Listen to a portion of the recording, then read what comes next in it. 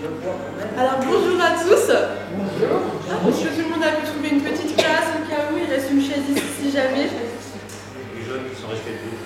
C'est les plus jeunes dans les dames, plus ou moins.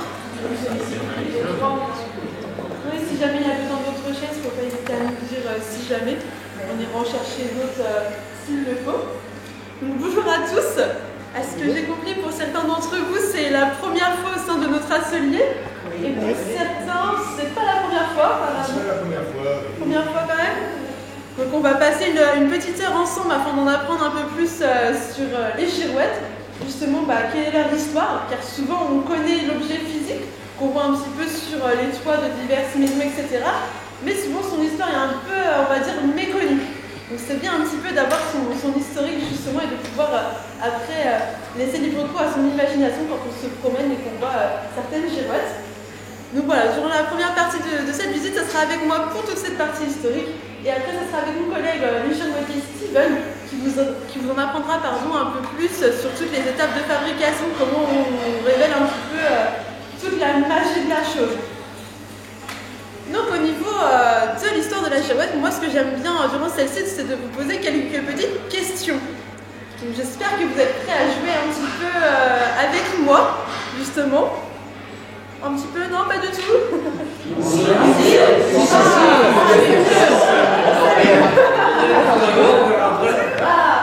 Alors la première question que j'aime bien poser, justement, c'est d'après vous, quand est-ce qu'on retrouve la première girouette dans l'histoire? On retrouve la première girouette. C'est très vieux. On commence avec le plus compliqué, après ça ira plus facilement.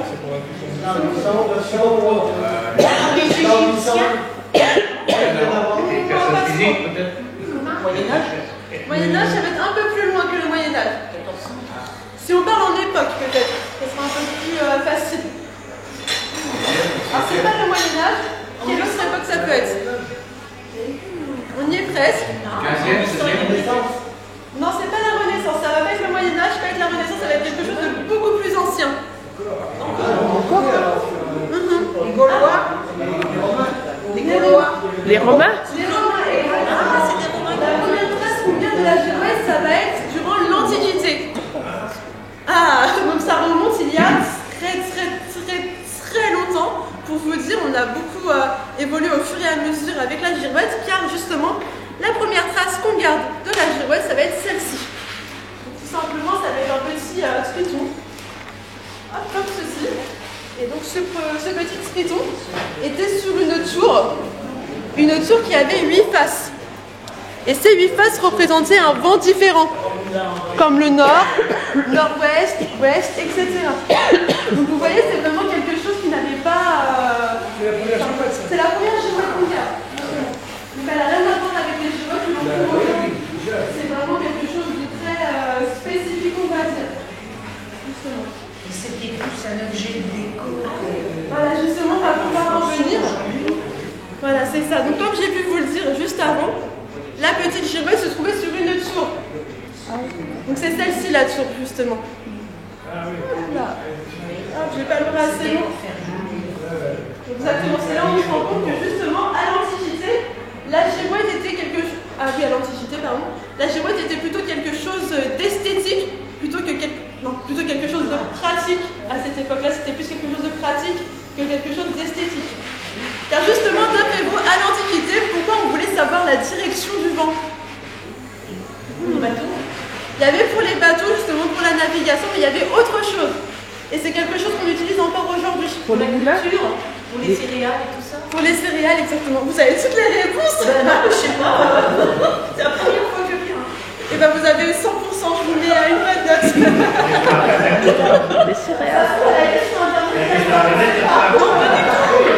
Quelqu'un se chargera de vérifier au cas où. Alors oui, à l'époque on avait donc pour la navigation, donc ça servait justement à savoir de quel sens était le vent pour pouvoir bien naviguer, etc. Mais il y avait aussi principalement pour l'agriculture. Notamment pour savoir si le paysan pouvait semer ses céréales, pouvait les récolter, pouvait vraiment faire tout son petit train-train, justement quotidien, en fonction de la météo. Car justement, s'il pleut, est-ce qu'on va les récolter? Moyennement. Donc ça nous permettait vraiment un peu de rythmer la vie de chacun de ces agriculteurs. vraiment quelque chose qui rythmait la vie de toutes ces personnes. Malheureusement, la girouette que je vous ai montrée, ce petit triton, n'est plus visible aujourd'hui. Avec le temps, il s'est détérioré, il est tombé.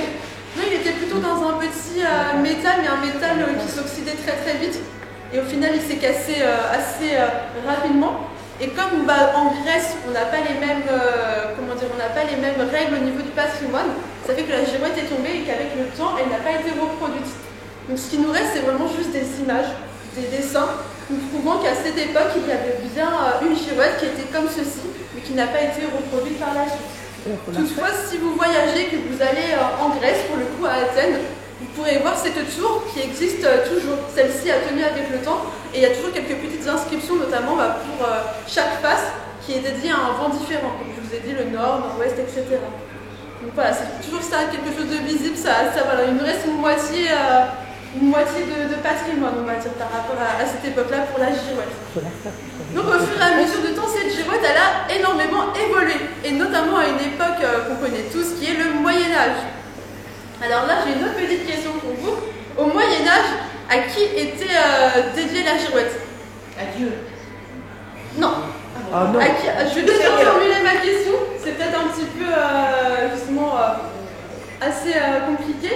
À qui elle était, qui pouvait avoir une girouette au Moyen-Âge? Voilà, plutôt dans ce sens-là. Les gens, c'est les nobles, les choses comme ça, les rois. Les seigneurs, Les chacun. Voilà. Donc principalement, vous avez plutôt la bonne réponse. Au Moyen-Âge, justement, la girouette était plutôt réservée aux riches seigneurs, aux nobles, mais aussi aux chevaliers. C'était vraiment quelque chose de très typique au Moyen-Âge. Et on avait à cette époque des girouettes avec des motifs assez héraldiques. Donc héraldique, c'était tout ce qui était dragon, chimère, des choses assez fantastiques, car ils avaient une imagination assez débordante, on va dire, à cette époque-là. Mais on avait aussi des girouettes qu'on appelle la banneret. Donc tout simplement, des girouettes à banneret, c'est le blason du seigneur qui habite dans le château, dans la châtellenie ou autre. Et on a vraiment un exemple très prenant dans notre région qui se trouve à 10 minutes de chez nous, qui est le château de Saumur. Notamment, vous aurez remarqué que sur l'une des tours, il y a un épi flamboyant, qui est vraiment tout doré, qu'on voit d'assez loin justement. Et au-dessus de cet épi, il y a une girouette qui représente un blason. Donc ça, c'est typiquement ce qu'on appelle, comme je vous ai dit, les girouettes à banneret. Donc on a vraiment l'exemple tout typique à chaque fois à côté de chez nous. Et comme j'ai pu vous le dire, il y avait les seigneurs qui avaient ce type de girouette, mais il y a aussi les chevaliers. En effet, les chevaliers avaient le droit d'avoir une girouette à chaque fois qu'ils gagnaient un fief durant les guerres. Donc plus on gagnait de fief, plus on avait de girouettes sur notre maison. C'est un peu comme les pigeonniers. Plus on avait des tsars au sein de notre domaine, plus on avait de trous dans le pigeonnier. C'était la même chose avec les girouettes, tout simplement. Et le fait que les girouettes ne soient dédiées qu'à une certaine catégorie de personnes, on appelait ça le droit de girouettage. Voilà. C'était un droit réservé qu'aux seigneurs, qu'aux riches, car c'était un symbole vraiment de puissance, de richesse. C'est m'avez-vous vu au final? C'était un petit peu ce genre de choses. Et il y a une autre catégorie de personnes qui avaient droit aussi au Moyen-Âge à ces girouettes. Et notamment ces personnes, même ces édifices, on retrouve beaucoup de traces aujourd'hui, car on les garde précieusement sur les hauts de nos clochers. Le clocher, exactement. C'est à cette époque-là c'est un peu répandu justement l'utilisation des coques sur le clocher. Alors justement, on a différentes hypothèses du pourquoi et du comment il est là, ce coq. Donc on a la première où tout simplement le coq veut représenter la Gaule. Mais là, c'est là où je casse un petit peu cette hypothèse justement. Alors pour vous dire, à l'Antiquité, les Romains pour dire coq utilisaient le mot Gallus. Et Gallus, Gaule, vous êtes d'accord que ça se ressemble beaucoup. Donc il y avait une certaine inertie justement entre les deux. Donc on a différentes hypothèses, soit ça veut toujours simplement dire Gallus, avec le temps on a un petit peu changé l'histoire et on a dit que ça voulait représenter la Gaule. Donc c'est vraiment une grande hypothèse, on va dire. Et il y en a une seconde, donc ça c'est un peu plus, on va dire, biblique, un peu plus religieux, où tout simplement le coq, quand il chante le matin, représente la victoire du bien contre le mal qui est représenté par la nuit. Donc c'est une autre hypothèse, mais il y en a encore plein d'autres à développer. Toutefois, on ne va pas trop se plonger à l'intérieur car c'est quand même assez compliqué. Mais il y en a différentes sur lesquelles on peut réfléchir du pourquoi, du comment ce coq est toujours présent de nos jours justement et fait partie un peu de notre patrimoine, si on le veut. D'ailleurs, vous l'aurez peut-être remarqué, dans notre atelier, on a quelques petits coques en volume qui font partie un petit peu de nos murs, justement, de notre décoration, comme ceux là-bas, ou encore ceux derrière vous. C'est vraiment quelque chose qui continue toujours aujourd'hui de se créer, voilà, d'avoir des motifs originaux qui continuent d'être mis sur les églises quand elles sont restaurées. Justement, toujours avec cette fabrication artisanale. Alors, comme je vous ai dit, au Moyen-Âge, on a eu toutes ces histoires avec la noblesse et le clergé, mais l'histoire a continué d'évoluer jusqu'à la Révolution française.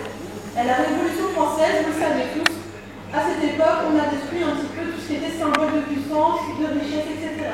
C'est notamment à cette époque le coucou de girouette, qui ressemblait comme celle-ci au Moyen-Âge. Hop là. Au Moyen-Âge, ça n'avait rien à voir avec ce qu'on avait justement à l'Antiquité, mais aussi de nos jours. Vous voyez, c'est vraiment quelque chose de très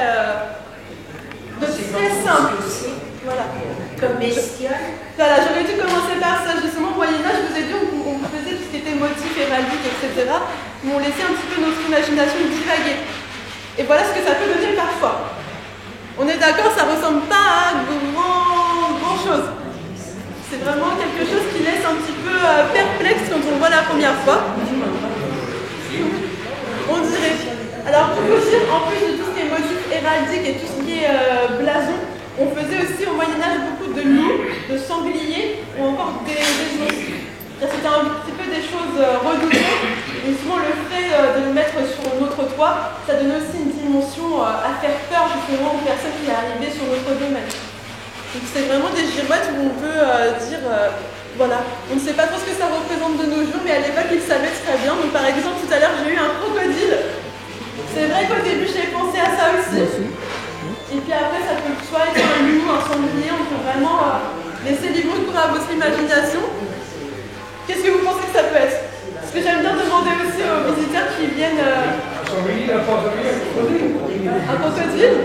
C'est vrai qu'avec les dents ici, on pourrait croire justement que c'est ce genre de choses. Un loup plutôt? C'est vrai. Donc ça peut être vraiment selon notre imagination, on peut laisser se porter un petit peu. Mais j'aime bien faire un petit sondage parfois pour justement après dire à la suite. Voilà.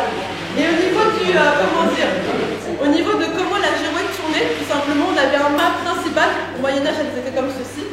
Elles avaient un mât principal, on avait le dessin, et tout simplement grâce à un roulement qui se trouve juste ici, hop, la girouette tournait au gré du vent. Mais vous allez me dire, oui, mais si elle tourne au gré du vent, elle ne s'arrête jamais. Et à ce moment-là, comment on sait la direction du vent? Et bien tout simplement, on ne la sait pas. Car à l'Antiquité, je vous ai dit, c'était un objet pratique, mais au Moyen-Âge, c'était plutôt un objet esthétique. Vraiment pour être beau, pour être vu, tout simplement. Tout l'aspect fonctionnel a été mis de côté, a été mis à la poubelle, on peut le dire, pour laisser place justement à ces motifs un petit peu bizarres qu'on retrouve toujours de nos jours. Par exemple, si vous promenez dans le village du Coudray-Matoir, il reste encore des girouettes comme celle-ci. Sur des grandes maisons qui datent du Moyen-Âge, il en reste encore énormément. Donc c'est vraiment quelque chose qui était très fabriqué à cette époque-là et qui continue parfois de l'être, car justement on veut garder un petit peu l'aspect de la demeure comme elle était à l'origine. Donc comme je vous l'ai dit, après à la Révolution française, tout a été arraché, tout a été détruit pour les refondre afin de créer tout ce qui est armement, etc. Et c'est notamment à cette époque-là aussi que le droit de girouettage, le droit pour les riches d'avoir des girouettes, a été aboli. Donc à partir de là, certains petits malins, certains petits commerçants ou autres ont commencé à faire leurs propres girouettes. Donc on en avait en métal, en fer, mais aussi en bois. On avait vraiment différentes sortes. Et ces girouettes étaient installées devant les devantures de magasins. Donc qu'on soit un boucher, qu'on soit un boulanger ou autre, on mettait notre petite enseigne ou notre petite girouette devant notre magasin. Et ça permettait, par exemple, aux voyageurs qui arrivaient dans le village, de pouvoir savoir quel commerce était lequel. Et c'est encore le cas aujourd'hui quand on ne sait pas lire ou quand on ne sait pas écrire, on se réfère beaucoup aux images, comme à l'époque où c'était le cas. Donc c'était vraiment encore là, ça a changé d'utilité pour redevenir quelque chose de pratique, de fonctionnel, mais aussi d'esthétique. On avait vraiment à cette époque-là, la Révolution française, un double aspect. Donc c'était assez agréable à avoir, on va dire. Donc au fur et à mesure, la girouette a évolué. Et notamment grâce à un inventeur de génie qui nous a permis inventeur de génie se trouve pas très loin de notre région. Est-ce que vous auriez une idée de qui ça peut être? Léonard de Vinci. Exactement. Là, c'est récent.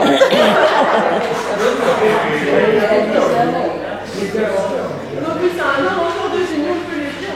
Donc Léonard de Vinci nous a pas mal aidé à avoir le fonctionnement des girouettes que l'on a aujourd'hui. Car tout simplement, à l'époque, il réfléchissait à un système de roulement pour les roues de charrue. Justement, afin que le roulement, quand elle se déplace, cela soit plus aisé, soit plus facile. Et donc ce roulement, en l'ayant créé, il s'est dit pourquoi pas l'utiliser aussi pour les girouettes afin qu'elles... Voilà, pour les rotations justement. Et ce petit roulement, je ne vais pas vous dire tout de suite la suite, je vais vous laisser un petit peu sur votre faim, on va dire, pour le faire découvrir avec mon collègue justement. Donc je vous laisse mijoter un petit peu afin que vous puissiez le découvrir avec mon collègue justement. Donc on a eu cet inventeur de génie qui nous a permis d'avoir toutes ces girouettes que l'on a aujourd'hui. Donc avant de vous laisser avec mon collègue, je vais peut-être vous raconter un petit peu aussi l'histoire de notre atelier, car c'est pour ça que vous êtes là aujourd'hui aussi. Donc notre atelier a officiellement 31 ans. Voilà, on a fêté notre anniversaire le week-end dernier. Donc il a ouvert officiellement en 1992. Donc c'était déjà très important pour un atelier de girouettes. Car justement la création de celle-ci c'est plutôt quelque chose de très saisonnier, on va dire très estival. Il y a des périodes. Donc le fait que ça dure sur une certaine durée, c'est quand même assez important justement.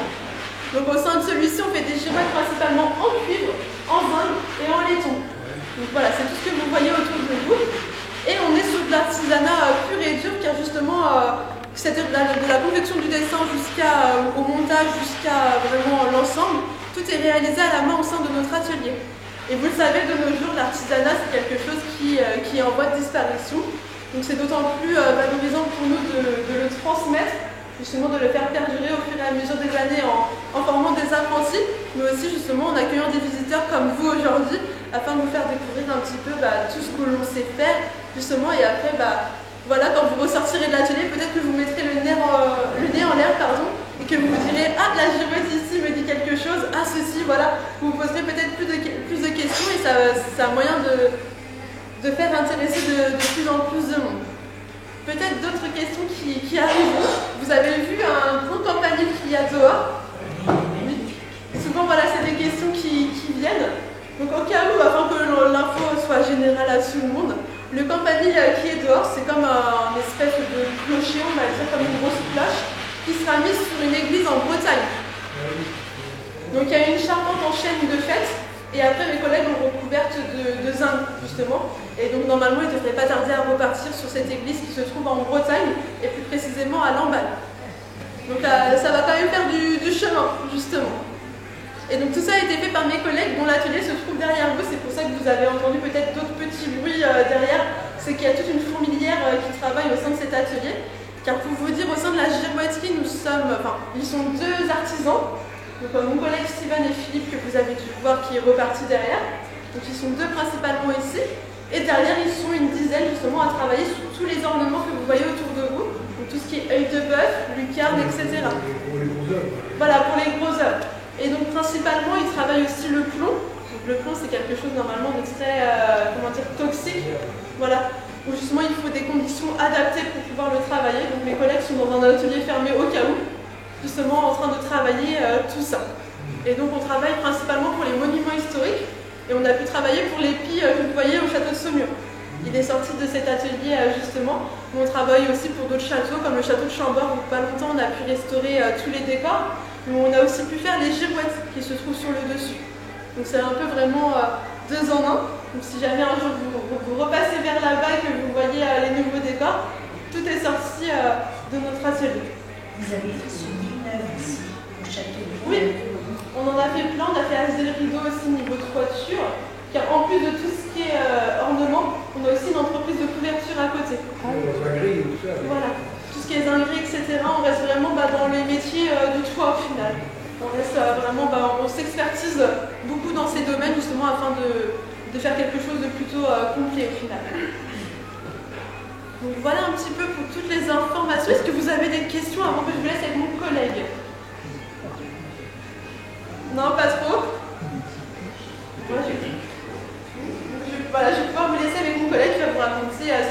la magie qui s'opère au sein de notre atelier. Voilà. Comme disait ma collègue, moi je vais vous montrer comment on fabrique une girouette. Et la première étape d'après vous, c'est quoi? Le dessin. Le dessin. Bonne réponse. Avant le dessin, qu'est-ce qu'il faut pour faire des dessins? Le matériel. Voilà, ça vient. Il faut le matériel. Mais avant de faire une girouette, par exemple, est-ce qu'on va faire une girouette comme ça? Non, il faut un plan. Il faut des plans. J'ai une idée. Faut une idée. Et peut-être aussi le client. Faut le client. Faut le client, ouais. C'est le Client. C'est essentiel. Donc, pour le dessin, il faut savoir que nous, au sein de l'atelier, nos clients, c'est 90% des particuliers qui veulent surtout des girouettes personnalisées. Comme c'est le cas ici, on a un exemple. Il y a une cliente qui voulait sa ferme et ses 2 ânes.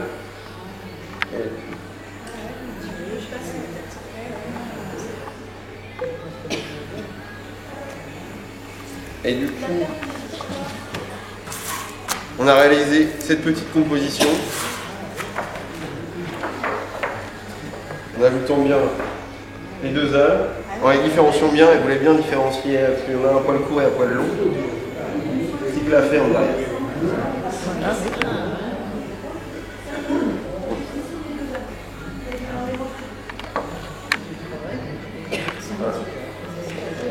Comme je vous disais, du coup,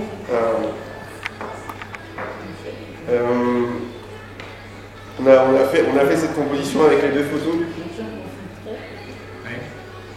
En différenciant bien les 2 ânes, il y avait un poil court et un poil long avec la ferme derrière.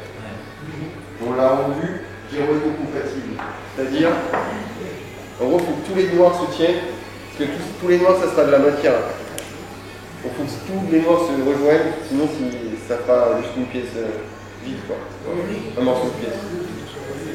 Que ça soit aussi assez solide. Alors, pour savoir quelle épaisseur de matière on va utiliser, on va regarder les ajourages. Parce que vous voyez, les ajourages, c'est tout ce qui va être blanc entre les zones noires. Ce qui va donner les vides, quoi. Et du coup, en fonction de la finesse de comment elles sont séparées, eh bien, on va choisir l'épaisseur de la plaque. Là, on a utilisé du 1,5. Et vous savez quel matériau on utilise pour les girouettes? Le cuivre, voilà. Et vous savez pourquoi? Ouais. Et le laiton, ouais. Et vous savez pourquoi? Voilà. Ça roule pas, voilà. Les non ferreux, ça roule pas. C'est léger. Vous voulez prêter malgré tout? Non, pas besoin. Ça reste naturel. Voilà, vous voyez le cuivre, il va ternir. Comme l'enseigne là, même le vélo, maximum, il va être comme ça le cuivre. Et le vélo ancien là, bien foncé. Et le zinc, il va ternir comme le dragon là-bas. Ouais. Mais le noir, là, c'est quoi? Ça, c'est du cuivre aussi. C'est du cuivre. Ouais. C'est du cuivre oxydé. Mais c'est du cuivre qui. Pourquoi il est noir celui-là? Parce qu'il est resté à l'extérieur, c'est l'air, la pollution, tout ça. Il Qui s'oxyde. l'a rendu. Ouais, voilà. Il doit En gros, c'est une protection naturelle pour le cuivre. Il s'oxyde. C'est les clients qui choisissent Leur matériel. Voilà. Ouais. Et c'est... Voilà. Le cuivre est plus cher. Après, il dure plus longtemps dans le temps. Et il est plus joli aussi. Sur le cuivre, on est sur 300 ans. Et sur le zinc, on est sur 100 ans. de durée. On va y arriver, on va y arriver. Alors du coup, on va reprendre la construction pour les ajourages, comme tu parlais là. C'est ça du coup. Et pour réaliser ça, on va utiliser une perceuse à colonne que vous avez ici. On va percer à chaque fois dans tous les ajourages comme ça. Ça va faire des petits trous partout. Vous voyez ? Ah oui, d'accord. Oui, d'accord. Voilà.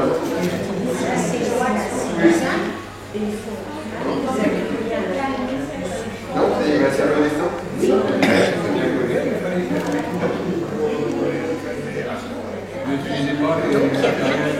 Et du coup, il vous servir à passer de l'acide tournée de cette machine-là. C'est en métal. Ça, c'est en zinc, ça. Zinc. Et comme le zinc, il est plus, il est moins dense, on fait que du 1,5 pour le zinc. Quel que soit le motif, ça sera le plus épais, ça sera du 1,5. Enfin, le moins épais, celui-là de base. Le cuivre, on peut utiliser du 1 dixième. Et pour le zinc, ça sera toujours 15 dixièmes. On va vous rendre compte des différents modèles. Voilà, donc une fois qu'on a notre roue,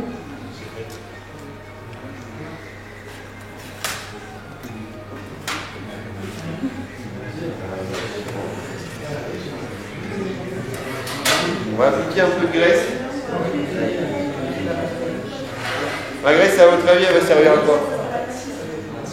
À éviter que la lame se casse.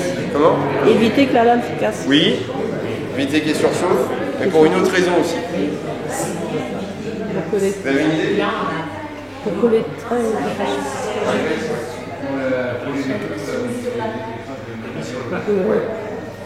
Elle va servir aussi à fixer l'animal.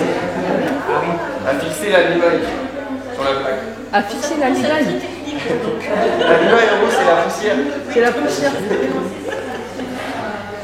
Et du coup, si on a qui veulent se rapprocher pour voir la découpe. Ça fixe la limaille.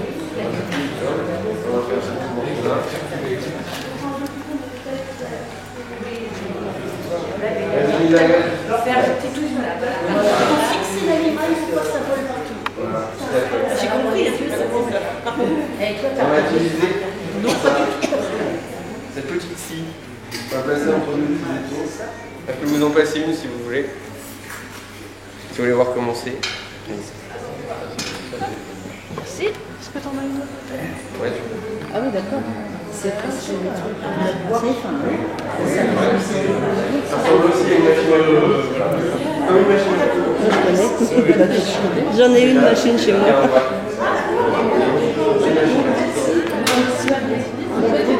Quand il les utilise là,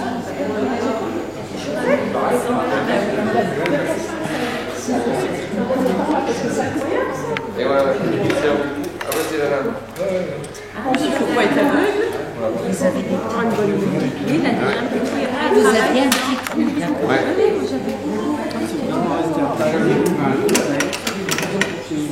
Combien d'heures de travail qu'il y a? Il n'y en a pas qui est venu parce que ça. Là, on est sur ouais, peut-être 16 heures de travail juste pour la découpe de la plaque. Oui, c'est un papier qui est collé sur la plaque. Voilà. C'est le guide en fait. Voilà, exactement. C'est comme un pochoir aussi. Oui, voilà.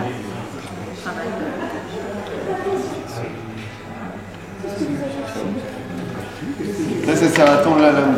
Enfin, là, le ressort.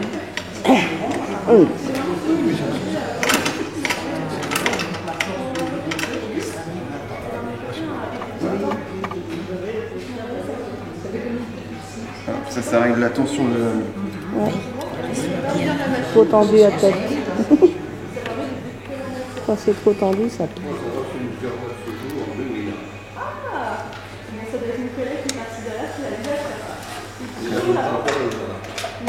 Il est allumé. C'est mieux.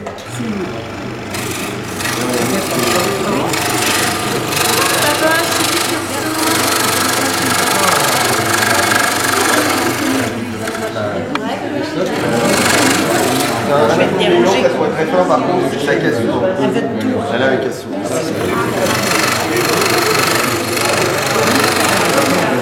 À suivre le trait.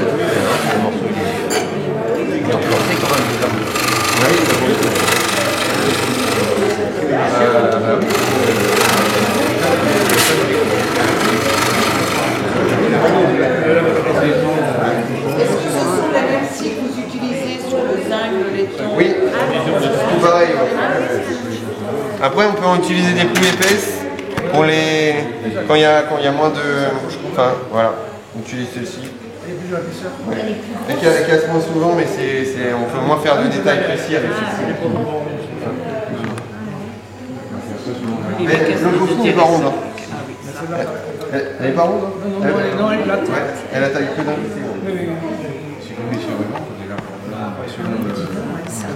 Si tu veux faire les cours,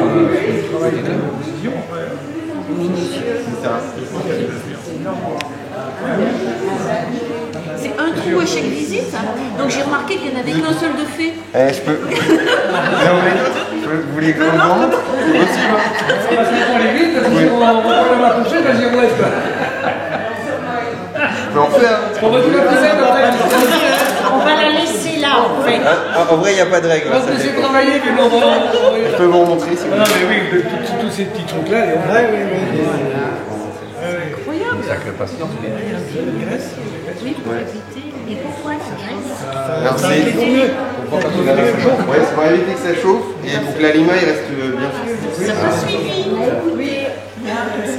On est là-bas. C'est-à-dire que quand il fait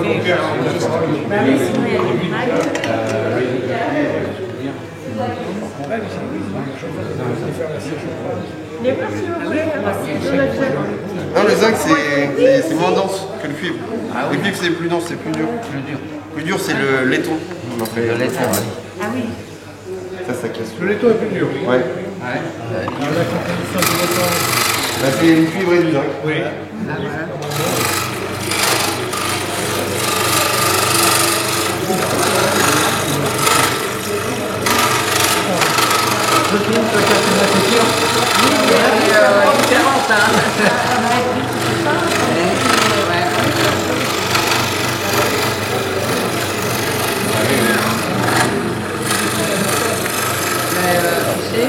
On avait un petit truc comme ça, on faisait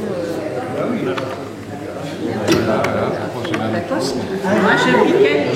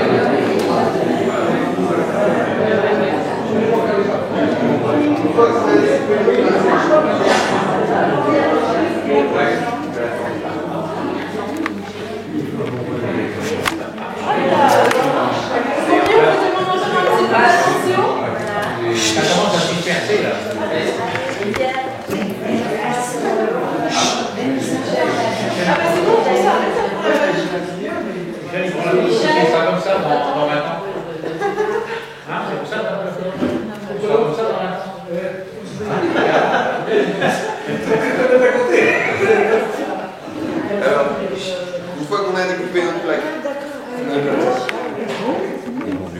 on va venir la couder, faire un pli. Vous savez pourquoi?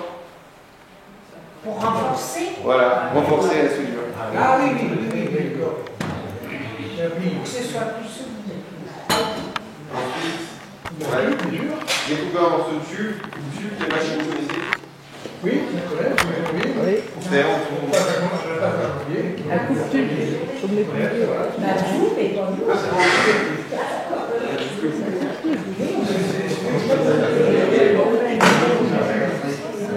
On va venir le tenter avec une meuleuse. Ensuite, si vous voyez, on va juste faire une fente. Foncer avec une meuleuse. Et c'est quoi votre chose? C'est pour quoi faire? Vous allez faire un petit fil.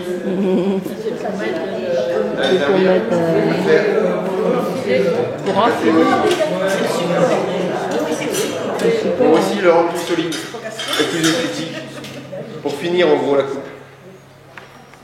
Voilà. Et on va venir l'arrondir aussi. Juste ici.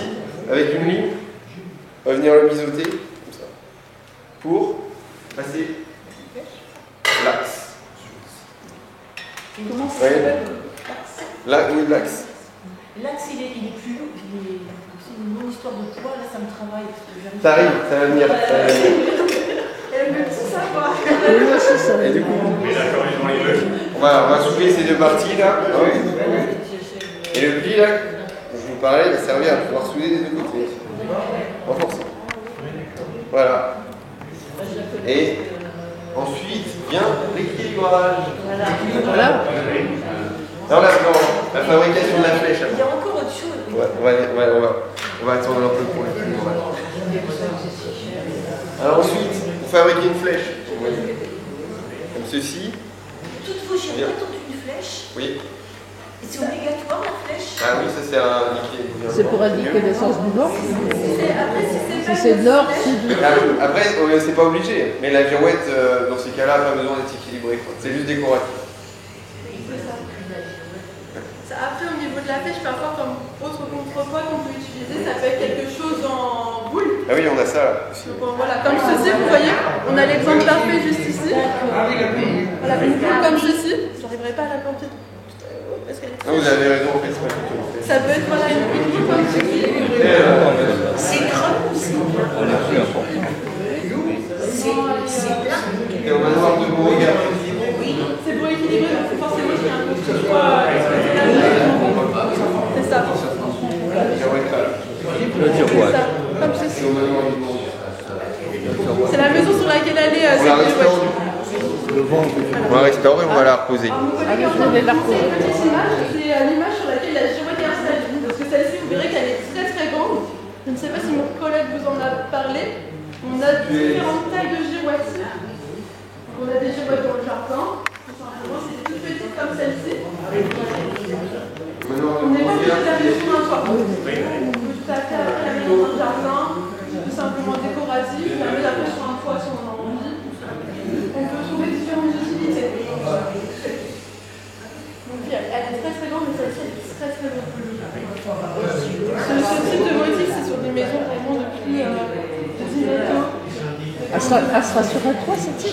Oui, celle-ci elle va sur un toit, mais elle est vraiment. Ah, elle est très lourde, hein. Ah bah, elle est lourde, hein.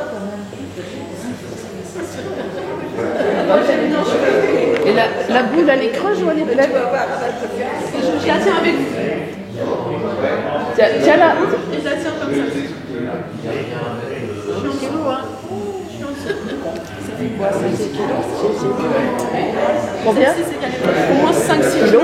Ça Et est vraiment. la boule, elle est pleine ou elle est pleine? Elle est pleine. Ah oui, alors déjà ça. En fait, c'est le tout contrepoids. En fait, C'est en tout gros, le contrepoids. poids du motif est réparti ici. Voilà qui fait contre.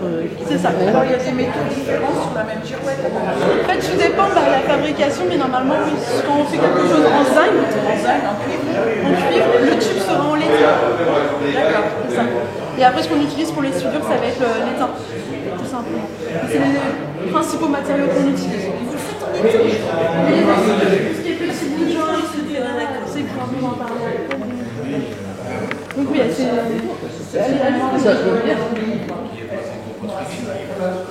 la patine.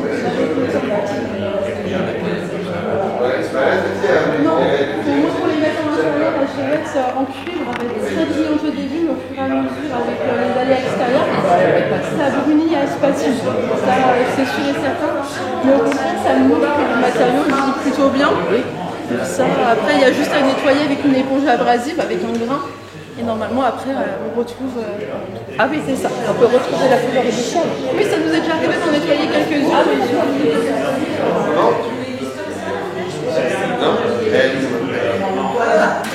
Après, ça va venir comme ça.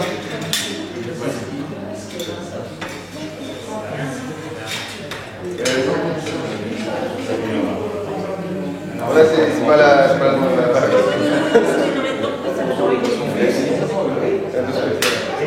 Voilà, bien, bien. Pour fabriquer la flèche, on va prendre un tube.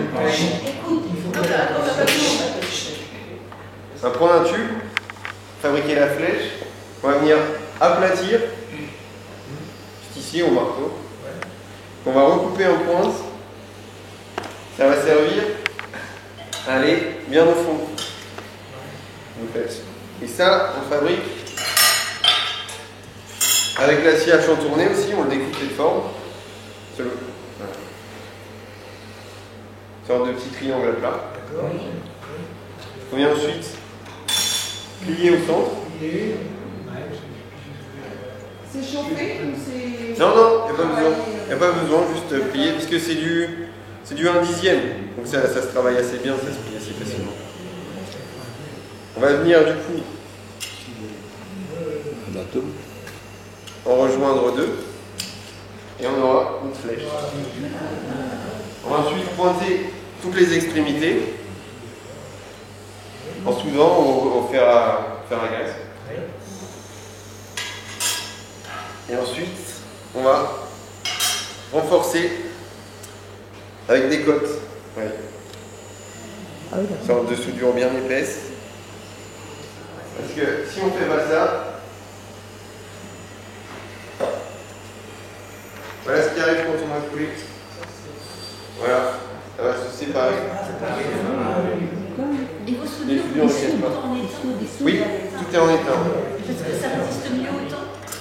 Ouais, c'est juste que c'est... Oui, ça résiste aussi bien. C'est plus simple, enfin c'est pratique. Et après, c'est rempli de quelque chose. Voilà, ensuite, une fois qu'on l'a mis la flèche bien droit, on le remplit aussi d'étain. Vous devez éteindre à l'intérieur. Voilà. Et justement, C'est tout comment soudé. vous faites pour équilibrer ça par rapport à l'autre? Vous allez voir, c'est bientôt.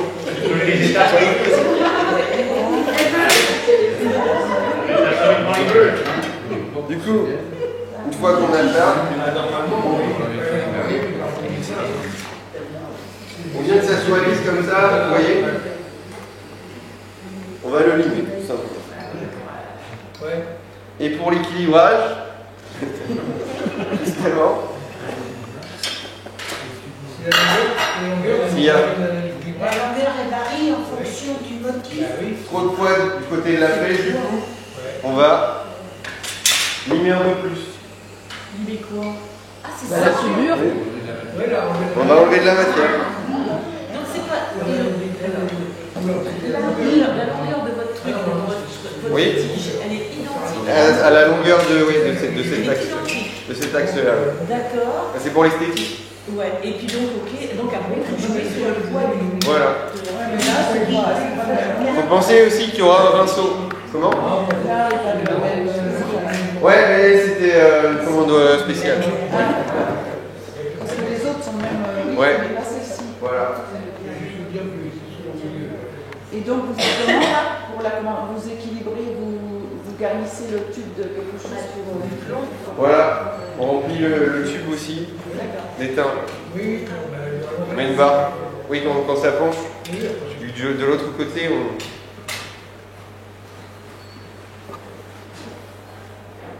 on vient souder une barre. Voilà. D'accord. À l'intérieur.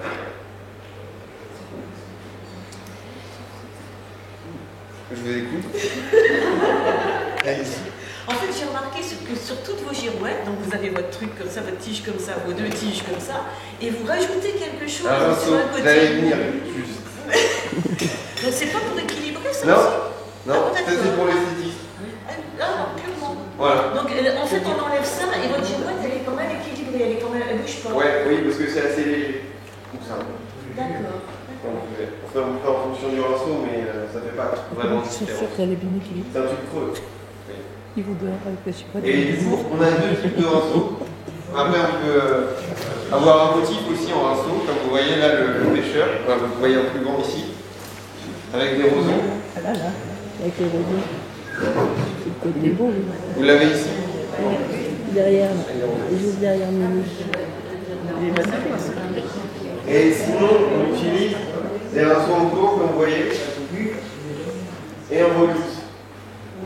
Oui. Ouais. Et une fois qu'on a notre girouette, tout soudé, tout équilibré, Alors comment vous voyez, franchement, si elle est bien équilibrée? et ben, on la pose sur une table.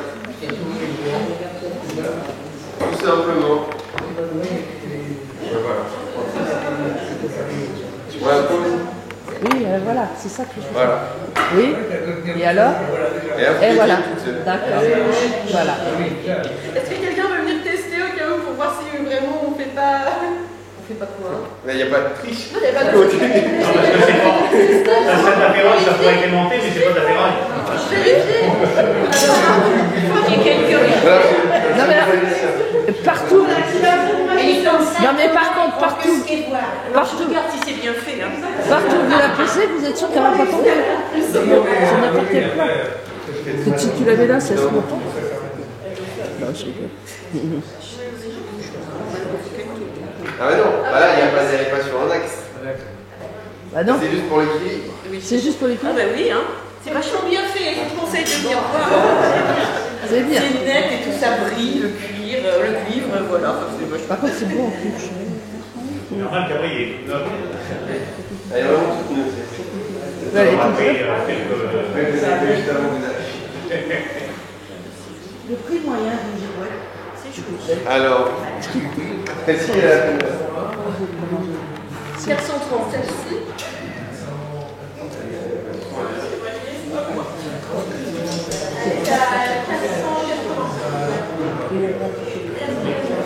Mais en moyenne, les girouettes de jardin, c'est entre 500 et 600.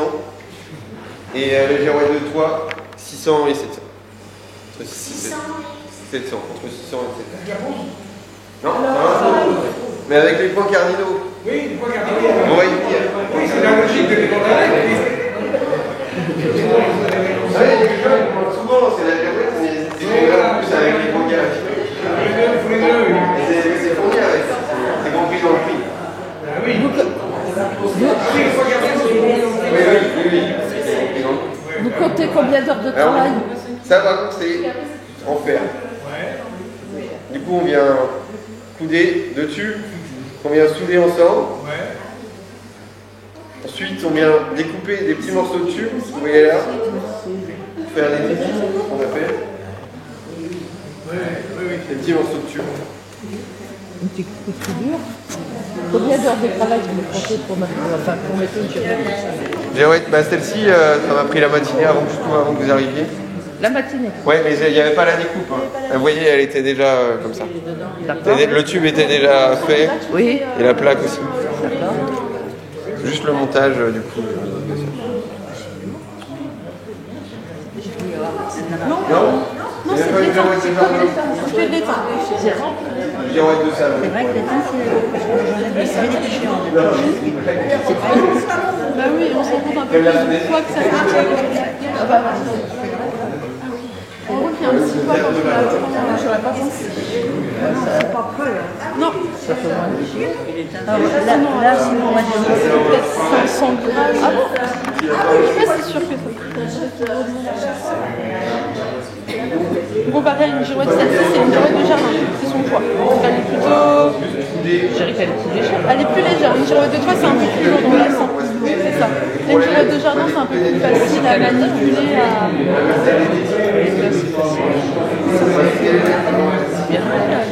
Si vous souhaitez. On se rend compte un peu plus du poids quand on l'a.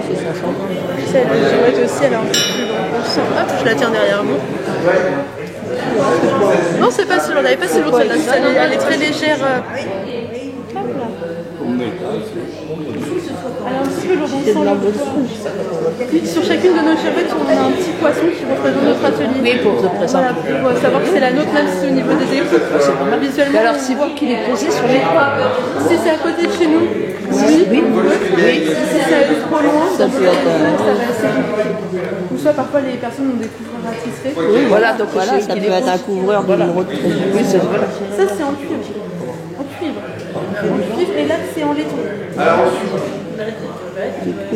quel est l'ingrédient miracle pour qu'elle tourne? Un roulement à billes. Elle n'a pas eu les commandes sur le mot habillé. Bah, il est fait avec des billes. Non, c'est laiton. Bah, il est- C'est un roman pareil, mais longueur. C'est beaucoup plus simple que ça. Voilà, tout à fait. C'est un peu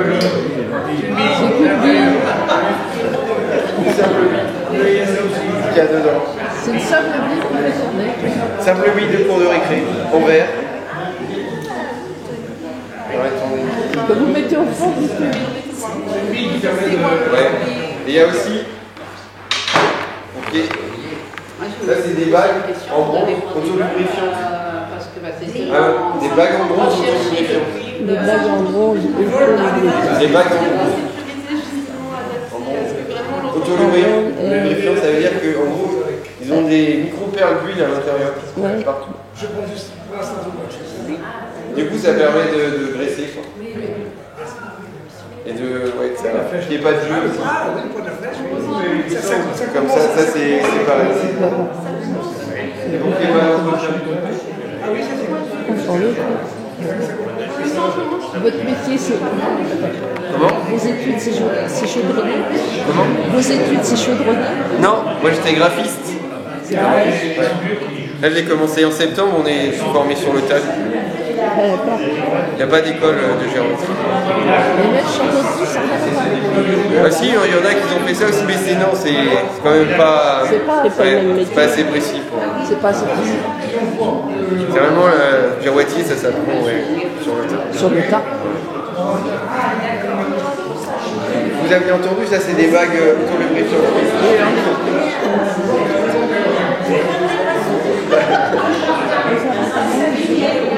Comment? Ça c'est la moins chère du coup, cette petite girouette là. 350 celle-ci. 350. Et c'est la première. On n'en fait pas des aussi petites, après les petites comme ça va être pour les enfants. Là, mais ouais, c'est ça notre petit modèle.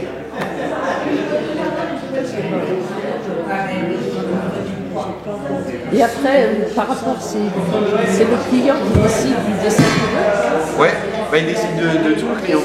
Oui, il décide de tout. Ouais. Il n'y a pas de fixation du tout. Juste on la glisse dedans. Elle est dedans. Ils l'ont mis dedans. Juste Par dedans. contre, s'il Et a... après la gravité fait là. Ouais, ouais. Il est plein, non? Voilà. Voilà. Et ça permet qu'il n'y ait pas de jeu. Voilà. Ouais. Ah oui, ça tourne. Et voilà. C'est les gens qu'on a fabriqué.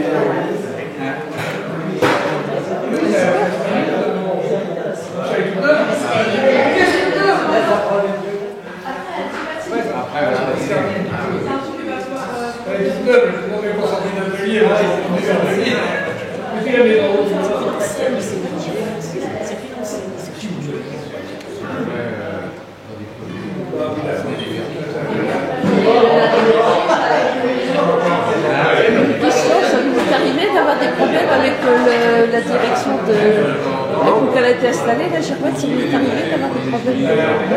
Bah déjà, faut pas la mettre à côté d'une cheminée. Parce qu'il y a toujours des appels d'air, ça pourrait fausser d'où vient le vent. Mais ouais, non, sinon on prévient les clients. On leur dit de les mettre à un endroit où il y a. Oui, voilà, c'est ça. Parce que pas eu de soucis, ils n'ont pas eu de retour.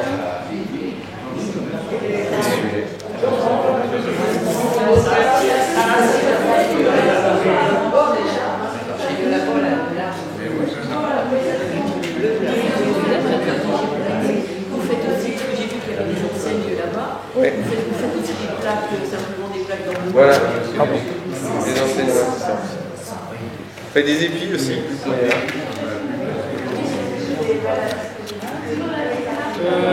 Question. Ça peut s'appeler pour l'orage?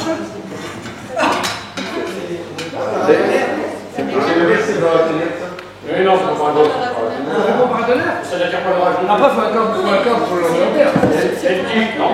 Non, c'est pas conducteur. C'est pas conducteur. Non, c'est une coiffe. C'est une coiffe. Oui. Donc c'est juste pour cacher le poisson. C'est un habillage. Déjà, oui. Donc c'est juste pour ça. Mais des fois, quand on commence à tirer. Non, pas question. Il y aura plus d'orage sur une antenne de télé que sur un épi. Oui, c'est vrai. Vous voyez, puis en plus, il y a une tige qui rentre à l'intérieur et qui est vissée dans le bois. Dans le bois déjà. Donc, c'est isolant. Et ça ne sert pas par l'intérieur. C'est un 5. Non, j'arrive quand ça, on les.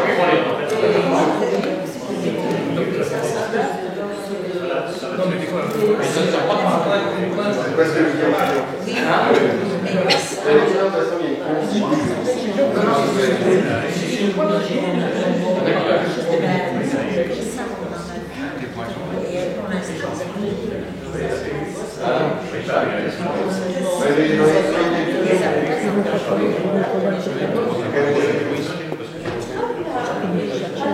Est-ce que vous avez d'autres petites questions?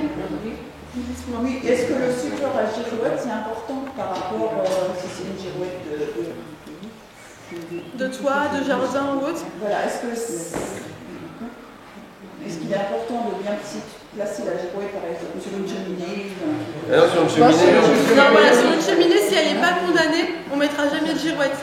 Car justement, la cheminée va chauffer, etc. Et forcément, ça va faire un appel d'air aussi. Donc c'est un petit peu compliqué. Généralement,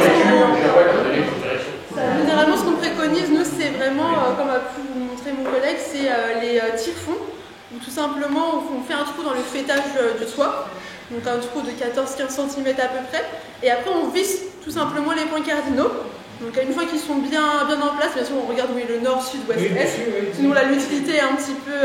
voilà. Une fois que tout est bien fixe, on met après un joint de silicone, donc qui permet déjà de reboucher le trou, pour que le mât soit fixe, mais aussi qu'il n'y ait pas de fuite après dans la toiture. Voilà. Et après tout simplement, on rajoute par-dessus la girouette, on vérifie qu'elle tourne bien en lui donnant un petit coup, et puis on a juste à redescendre de notre toit et la laisser vivre de longues années. Et peut-être, j'ai eu la question quelques petites fois au niveau du cuivre et du zinc, forcément au fur et à mesure des années, ça va se patiner. Donc la couleur va se ternir un petit peu.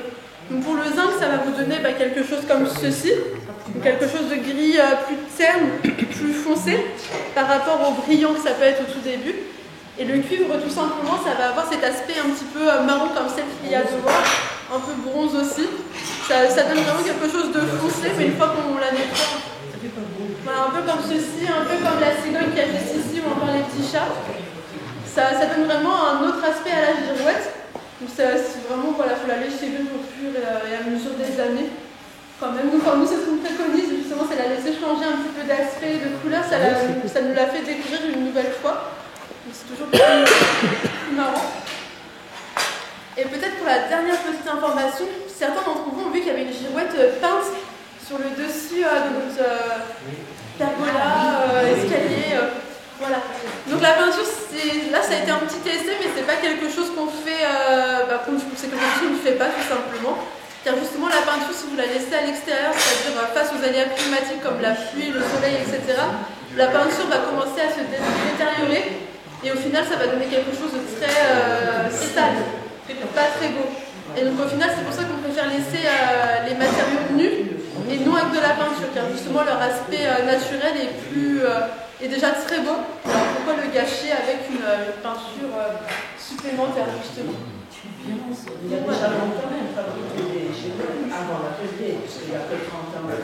Avant l'atelier, c'était le propriétaire d'origine qui avait son entreprise de toiture basée ici, qui fabriquait des girouettes dans son garage, tout simplement. Et donc au fur et à mesure, il a vu que ça pouvait potentiellement intéresser une autre clientèle, ses amis proches. Donc il a décidé pourquoi pas de faire l'atelier officiellement, et là de laisser un peu plus de la clientèle particulière venir et nous laisser un petit peu leurs projets, leurs idées justement, et de pouvoir faire un petit peu perdurer l'artisanat jusqu'à nos. Voilà, je sais que ça fait un peu plus longtemps, mais si on parle officiellement, ça fait une trentaine d'années. Depuis 90. 90. Oui. Après voilà, les girouettes, l'histoire date bien encore plus longtemps. Voilà, chacun parfois peut les faire outre dans un atelier spécialisé comme le nôtre. Il y a certains qui le font eux-mêmes dans leur garage, avec du bois, avec voilà, c'est selon les différents savoir-faire de tous au final. Est-ce que mon collègue vous a parlé peut-être des formations à avoir ou pas? J'ai posé. J'ai posé la question. C'était pas à tout le monde. C'était pas à tout le monde, c'est pour ça. Alors officiellement, pour devenir girouettier, et ben c'est tout simple, on ne le devient pas.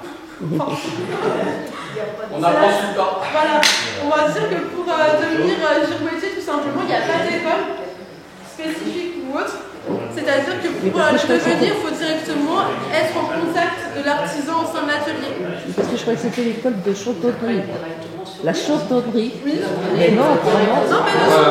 Car justement, vous pouvez dire Steven qui est juste ici et pas. Il a dit qu'il avait fait des écoles de graphisme. Voilà, de base, il est graphiste. Oui.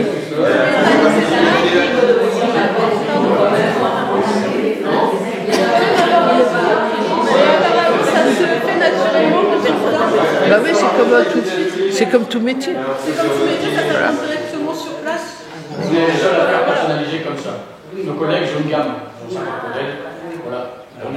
Vous avez pas été demandé pour Notre-Dame de Paris? C'est la question qu'on a souvent pour Notre-Dame. Bah oui. Alors Notre-Dame, c'est un chantier très grand. Très grand. Oui. Donc avec une certaine date butoir, parce que vous aurez compris, normalement les travaux devraient être terminés pour 2024. Oui. Bon, ça ne sera pas le cas. Mais on a été un petit peu approchés, mais nos responsables, en voyant l'immensité du chantier, vu qu'on est une petite entreprise avec une petite équipe, ça aurait été beaucoup trop lourd. En plus de ça. Ça c'est clair. Voilà. Donc, vu que c'était un chantier beaucoup trop important, on a préféré plutôt laisser ça de côté. Et on a déjà de beaux chantiers, comme on a eu Chambord, on est sur Versailles en ce moment, on est une partie de l'équipe qui est sur le château. Donc on s'est dit c'est pas grave, c'est un mal pour un bien, parce qu'on se consacre à d'autres chantiers avec de l'importance aussi. On laisse Notre-Dame de côté et voilà. C'est mieux. Surtout qu'il y a déjà du retard en plus. Donc ouais, c'est un très gros chantier énorme. Donc, on a préféré nos petits trucs dans notre petit coin. Exactement. Il y a des fois, il faut pouvoir trop. Voilà un petit peu pour la visite.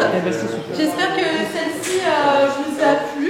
C'était très bien, Merci à vous et vous avez des questions très pertinentes. Ça nous a permis de vous répondre et de pouvoir échanger davantage par rapport à celle-ci justement.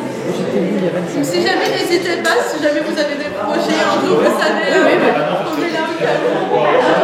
Vous avez soif? Qu'est-ce que ça coûte? Vous avez soif? Oui. Vous avez soif, bon. Des caches poissons. Ça dépend de la taille et du modèle. Tu l'as là? Après, ça reste assez. Qu'est-ce que tu cherches, bien? La glacière? Elle est là.